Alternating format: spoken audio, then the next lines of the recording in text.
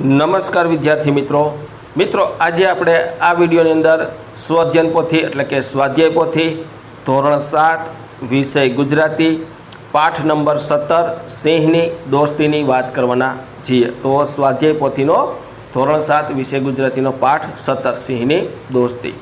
પ્રશ્ન પહેલો, પ્રશ્નના ઉત્તર લખો। એમાં પહેલું, તમને કયું પ્રાણી ગમે છે? કેમ?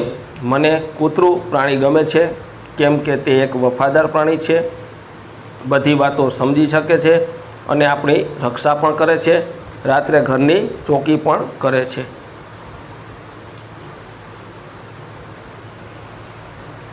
તમે અથવા તમારા પરિવારમાંથી કોઈએ પ્રાણી પાળેલ છે તે પ્રાણીની લાક્ષણિકતા લખો। જવાબ: હા, અમારા ઘરે સસલા પાળેલ છે। સસલા સુંવાળી અને સફેદ રૂંવાટીવાળા આકર્ષક પ્રાણી છે। તે નિર્દોષ અને રમતિયાળ પ્રાણી છે। તેને લીલી ભાજી, ગાજર અને ઘાસ બહુ ભાવે છે।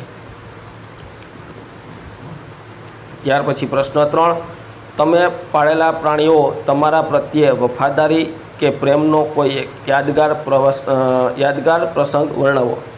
અમારા ઘરની બાજુમાં એક કૂતરીએ બચ્ચાને જન્મ આપે છે અને ખાવાનું થોડું આપ્યું, પછી તો રોજ સવારે નિશાળે જવા ઝાપો ખોલું તો આવી જાય છે અને શાળાએથી આવું તો તરત જ આવીને લાડ કરે છે।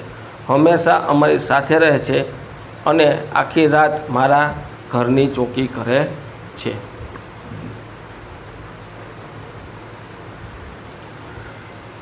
ચોથું, તમે શાળામાં પ્રાણીઓ કે પક્ષીઓને ઉપયોગી થવાય એવી કઈ કઈ પ્રવૃત્તિ થાય છે?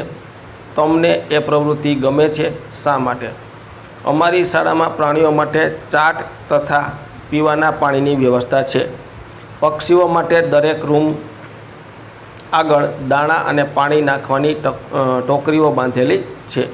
આ ઉપરાંત માળા બનાવવા ચકલી ઘર પણ બાંધેલા છે। શાળામાં એક મોટો ચબૂતરો પણ છે। ત્યાર પછી મિત્રો પ્રશ્ન 2 આવે છે, નીચે આપેલા શબ્દ સમૂહ માટે એક શબ્દ આપી તેનો વાક્યમાં પ્રયોગ કરો। મિત્રો, આપણી યુટ્યુબ ચેનલ ઉપર ધોરણ 7ના તમામ વિષયના સ્વઅધ્યયન પોથીના સોલ્યુશન છે। મિત્રો, આ સોલ્યુશન તમારે જોઈતા હોય તો મારી યુટ્યુબ ચેનલના પ્લેલિસ્ટમાં જાઓ, ત્યાં તમને ધોરણ 7નું ફોલ્ડર જોવા મળશે। આ ફોલ્ડર ખોલશો એટલે તમને દરેક ચેપ્ટરના સોલ્યુશન મળી જશે। અને મિત્રો, ચેનલ ઉપર નવા હોય તો ચેનલને સબસ્ક્રાઈબ કરો, જેથી આ પ્રકારના હું સોલ્યુશન મૂકું તો તમને તરત જ ખ્યાલ આવે। એમાં પહેલું, મનુષ્યના મૃત શરીરને અગ્નિ આપવાની ક્રિયા, તેને અગ્નિદાહ કહેવાય છે। દરબારના દેહને અગ્નિદાહ આપી સિંહ જતો રહ્યો। ખેતરમાં પાક વાઢવાની પ્રક્રિયા અને લણણી કહેવાય છે। અત્યારે લણણી મોસમ પણ નથી। ઊંડા પાણીવાળી જગ્યા, એને ગુનો કહેવાય છે।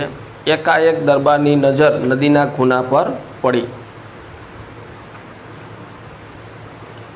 પછી છે ચોથું, વાંસ જેટલા ઊંડા પાણી, એને વાંસાજળ પાણી કહેવાય છે। મગર સિંહને વાંસાજાળ પાણીમાં ખેંચી ગયો। પાંચમું, પાણીમાં આગળ ધપવા શરીરનો હેલારો મારવો, એને સેલારો પણ કહેવાય છે। મગર પાણીમાં સેલારો મારે છે। પ્રશ્ન 3, નીચે આપેલા વાક્યોને પ્રશ્ન વાક્ય, ઉદ્ગાર વાક્ય અને વિધાન વાક્યમાં વર્ગીકૃત કરો। તો મિત્રો, આપણી જે સ્વઅધ્યયન પોથીની બુક છે એમાં તમને આ પ્રકારના વાક્ય આપ્યા છે। એમાંથી આપણે જુદા પાડવાના છે। પ્રશ્ન વાક્ય અલગ તારવવાના, ઉદ્ગાર વાક્ય અલગ તારવવાના અને વિધાન વાક્ય છે એને અલગ તારવવાના છે।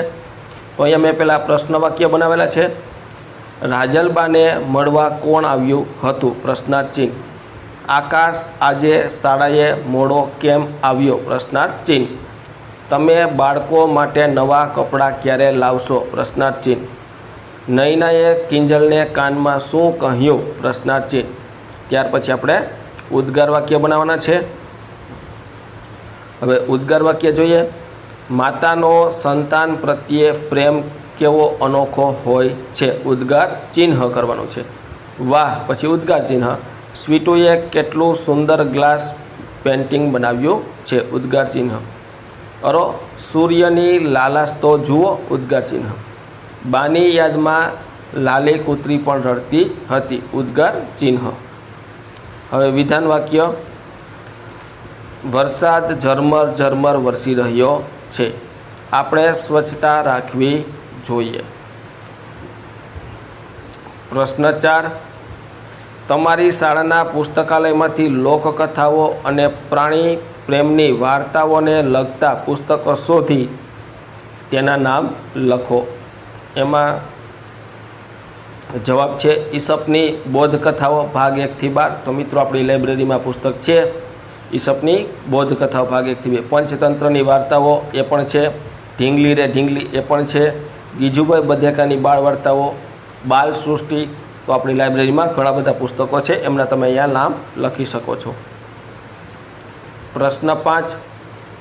તમે અને તમારા મિત્ર કોઈ પ્રાણી કે પક્ષીને ઘવાયેલું જુઓ તો તમે શું કરશો? તમારી અને તમારા મિત્ર વચ્ચે કેવી વાતચીત થશે? સંવાદ સ્વરૂપે લખો. જવાબ. હું, અરે સાહિલ, જો પેલા કબૂતરને શું થયું? સાહિલ. હા, તેને ગળે દોરી વીંટળાયેલી લાગે છે. ચાલ એને પકડીને દોરી કાઢીએ. સાહિલ. દોરી તો સખત ફસાયેલી છે, લોહી વહે છે અને દવાખાને તરત જ લઈ જવું પડશે.